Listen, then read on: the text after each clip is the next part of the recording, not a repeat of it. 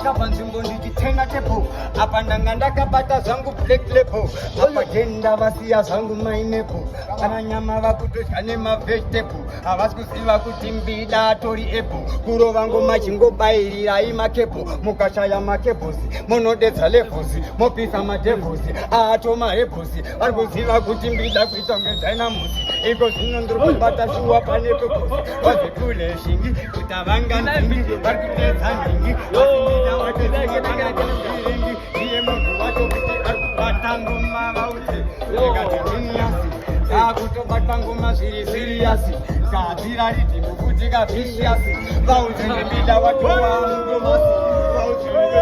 pauya madhara aripo achisimbisa chidhansi Mbida ari pabotswana kwete pamuzanzi hatichade zvekutengerwa mabhanzi zviri nani mundonditambidza maranzi kana kuri mapaundi ndakatora magaundi ndawedzera masaundi vaziva kuti Mbida shuwa ndingaganzi aivazeshuwa kuti kaindingaganzi asi ndakangoti tabo auze kuti tabo dede auze kuti tabo dede ndikangoti tabo auze kuti tabo dede auze kuti tabo dede saka ndati tabo auze kuti tabo dede yatobaiwa mudede vavangoti munashe ndabargaya rwarashe ndabargaya tinashe ndabargaya makushe ndativa sankushe handinomira mushe vauti Mbida wachongoma ari kubata chaminyuka yes vakatumbuka yes vakatobuka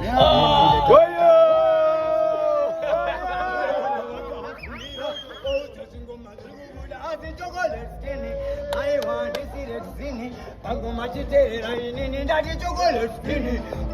ndisire skinny chivauta kana ndadzikanda mota ndakuchamba kuitaka kufamba vari kupandwa namba yasere